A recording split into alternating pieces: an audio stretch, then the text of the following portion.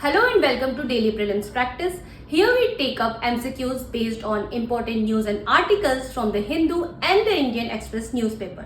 Topics for today's discussion are displayed on your screen. Let's begin the discussion. The first question of today's session is based on news report on page 1 of the Hindu newspaper. The article is about disqualification of Rahul Gandhi as member of Lok Sabha as he has been convicted in a defamation case.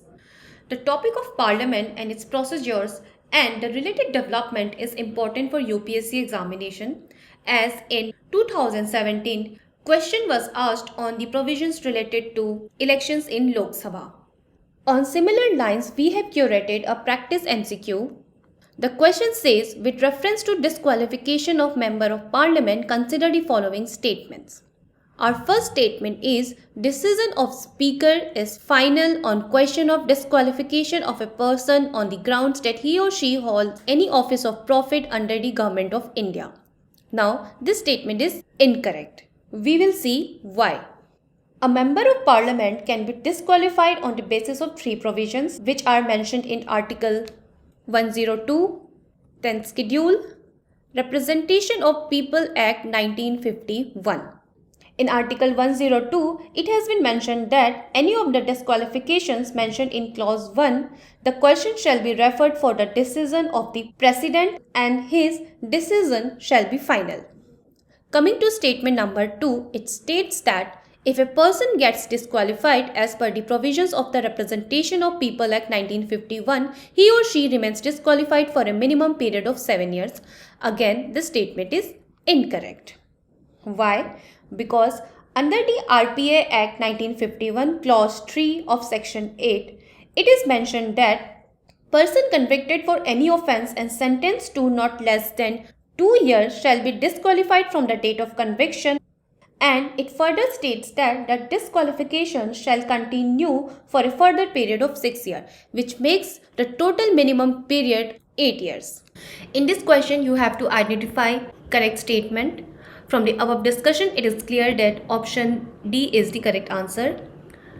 Answer for this PYQ is D. The second question is based on the news article which appeared on page number 6 of the Hindu newspaper. The article talks about sloth bear, which is a protected species under Wildlife Protection Act of 1972. This keystone species has mostly been fighting a long uphill battle for survival and urgently deserves conservation and protection measures. UPSC has been frequently asking questions related to species and its conservation, as in 2015 we have seen a question appeared on dugong, a marine mammal. We have curated a practice MCQ on similar lines. The question states, consider the following statements with reference to sloth bear. Our first statement says it is endemic to Western Ghats of India. Now this statement is incorrect, as sloth bears are endemic to the Indian subcontinent and not just Western Ghats of India. Sloth bears are also found in Sri Lanka, Bhutan and Nepal. Its 90% of the species population is found in India. The second statement again is incorrect, as here it says that the species is listed as endangered on the International Union for Conservation of Nature Red List, but on the IUCN Red List the species is listed as vulnerable and not endangered, which makes the statement incorrect. Our third statement is correct, as the Wildlife Protection Act of 1972 lists the sloth bear under Schedule 1, thus granting the species the same level of protection as tigers, rhinos and elephants. Here you have to choose the correct option. From the above discussion, it is clear that option number A is correct answer. Option for this previous year question is Answer for this previous year question is option C. Our next question is based on the news article that refers to Shanghai Cooperation Organization or SCO. India has assumed the presidency of SCO in 2020-22, and recently our Home Minister chaired a meeting on the prevention and elimination of emergency situations. Regional organization, international organizations or agreements are area of interest for UPSC. For example, in 2020-22, question was asked regarding India's membership in the following organizations. Now let's come to our practice question. The question says, consider the following statements with reference to Shanghai Cooperation Organization. The first statement says it is an intergovernmental organization with its headquarters located in Shanghai. The statement is incorrect. The headquarters of Shanghai Cooperation Organization is not located in Shanghai but in Beijing. The second statement says Iran was accepted as its permanent member during Samarkand Summit of 2022. This statement is correct. Various developments happened in the Samarkand Declaration of 2022 as Iran was accepted as a permanent member. The presidentship of SCO was handed over to India for 2023 and Varanasi was accepted as SCO Cultural and Tourism Capital. The third statement says India participated for the first time as a full member at the UFA Summit of 2015. This statement again is incorrect, as SCO decided to admit India and Pakistan at the UFA Summit of 2015, whereas India participated for the first time as a full member at the recently held Qingdao Summit of SCO in China that was held in 2018. Here, you have to identify the correct statement. From the above discussion we had, our statement 2 is only correct, hence option A is the correct answer. Our answer for this previous year question is option D. Fourth question of the today's discussion is based on the news article which came on page number 18 of the Hindu newspaper. The article says European Union has asked Indian government for signing Open Skies agreement with European Union and not just various European countries. This would ensure proper implementation of the Open Skies agreement in letter and spirit. This would also ensure plugging the leakages and enhancing the direct connectivity. UPSC in the past has asked questions related to international relations and bilateral agreements, as in 2017 question appeared on broad-based trade and investment agreement in relation to India's bilateral relations. Similarly, our practice MCQ is based on Open Skies agreement. The question says consider the following statements. First statement is Open Skies Agreement is an international agreement signed by countries under the aegis of United Nations. Now this statement is incorrect, as Open Skies Agreement are bilateral agreements that the two countries negotiate, and the objective is to provide rights for airlines to offer international passenger and cargo services. India has signed air service agreements with 109 countries. Coming to the second statement, it says under the National Civil Aviation Policy, the Union government can enter into Open Sky Services Agreement with the countries with 5,000 kilometers radius only. Now this statement again is incorrect, as the National Civil Aviation Policy 2016 has allowed the government to enter into Open Sky Air Services Agreement with the SAARC nations and countries beyond 5,000 kilometers radius from New Delhi. Hence, it is not limited to 5,000 kilometers only. Here you have to identify correct statement. From the above discussion, it is clear that our option D is correct, as both statements are incorrect. Answer for this previous year question is option A. Next question we have curated is based on the article which came on Indian Express on page number 17. The article is on LEGO India project. The article talks about how LEGO India will open window to the universe and to the country's future as a science powerhouse.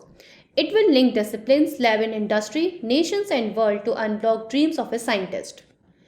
UPSC frequently asks questions based on space and related developments. Like in 2019, question came on merger of the giant black holes and its significance. Similarly, we have made a practice MCQ. The question says, with reference to the Laser Interferometer Gravitational Wave Observatory, consider the following statements. First statement says, the observatory comprises two 4-kilometer long vacuum chambers built parallel to each other. This statement is incorrect, as two 4-kilometer long vacuum chambers are built not parallel but perpendicular to each other. The second statement says, when a gravitational wave arrives, light rays in the vacuum chambers return simultaneously, thus indicating a phase difference. This statement again is incorrect, because in normal circumstances, the light rays in both the chambers would return simultaneously. However, when gravitational wave arrives, one of the chambers gets a little elongated while the other one gets squished a bit. In this case, light rays do not return simultaneously and there is a phase difference. Here in this question, you had to identify the correct statement. From the above discussion, it is clear that neither of these statements are correct, hence option D is correct. Answer for this PYQ is option B. Last question of today's discussion is based on the Indian Express article which came in economy section referring to the Aadhaar scheme of the central government. The central government is considering to allow private entities and state governments to carry out Aadhaar authentication for certain services. However, Supreme Court in 2018 held use of Aadhaar details by private entities as unconstitutional. Government schemes and programs become important areas from where UPSC asks question in prelims. As in 2020, question was asked on the provisions of the Aadhaar scheme of the central government. The practice MCQ that we have curated is based on Aadhaar. The question says, with reference to Aadhaar and Other Laws Amendment Act of 2019, consider the following statements. First statement says authentication of an individual's identity via Aadhaar may be made mandatory by the government through a notification. This statement is incorrect, as the amendment states that the authentication of an individual's identity via Aadhaar for the provision of any service may be made mandatory only by a law of parliament and not by notification. The second statement says persons with a license to maintain a telegraph, banking, companies and financial institutions may verify the identity of their clients via Aadhaar. This statement is correct because the amendment amends the Telegraph Act 1885 and the Prevention of Money Laundering Act 2002, which state that persons with a license to maintain a telegraph, banking companies and financial institutions may verify the identity of their clients via authentication or offline verification of Aadhaar.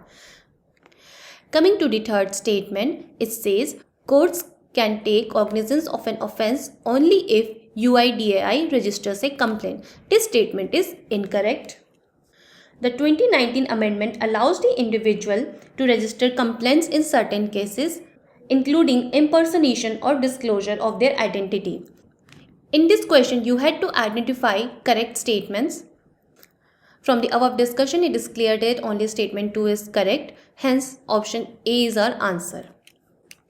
Answer for this previous year question is option B.